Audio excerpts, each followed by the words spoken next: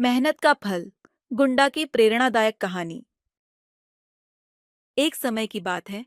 एक छोटे से गांव में एक किसान अपने परिवार के साथ रहता था। उसका नाम गुंडा था। गुंडा बहुत मेहनती और ईमानदार इंसान था। उसके पास एक छोटा सा खेत था जिसमें वह फसल उगाता था।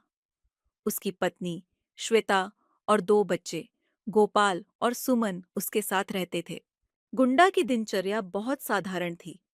वह सुबह सवेरे उठता, खेत पर जाता और दिन भर मेहनत करता। उसकी पत्नी घर का सारा कामकाज संभालती और बच्चे स्कूल जाते थे। गुंडा के जीवन में बस एक ही चिंता थी, उसकी फसल। गांव के बाकी किसान भी उसी तरह अपनी मेहनत में लगे रहते थे, लेकिन गुंडा की मेहनत और लगन कुछ अलग ही थी। एक दिन गांव में एक साधु महाराज का आगमन हुआ। साधु महाराज ने गांव के लोगों को आशीर्वाद दिया और कहा, इस गांव में मेहनत और ईमानदारी का फल मिलेगा।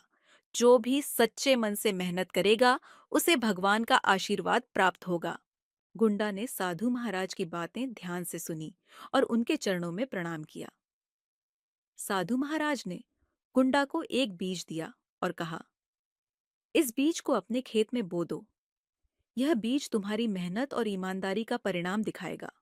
गुंडा ने उस बीज को बड़े आदर के साथ लिया और अपने खेत में बो दिया। उसने उस बीज की देखभाल बड़े मन से की। रोज पानी देता, समय समय पर खाद डालता और फसल की रक्षा करता। दिन बीतते गए, लेकिन गुंडा को कोई खास परिणाम नहीं दिखा। फिर भी उसने अपनी मेहनत जारी रखी। एक दिन जब गुंडा सुबह खेत पर गया, तो उसने देखा कि जहां उसने बीज बोया था, वहां एक सुंदर पौधा उगाया था। पौधे की पत्तियां चमक रही थीं और वह पौधा बहुत ही हरा भरा था। गुंडा ने उस पौधे की देखभाल और भी बढ़ा दी। गांव के बाकी किसान भी उस पौधे को देखकर हैरान थे। सबने गुंडा से पूछा कि उसने यह पौधा कैसे उगाया। गुंडा ने उन्हें साधु महाराज और उनके दिए गए बीज के बारे में बताया। सभी किसान साधु महाराज के प्रति और भी श्रद्धा से भर गए। समय बीतता गया और वह पौधा एक बड़ा पेड़ बन गया।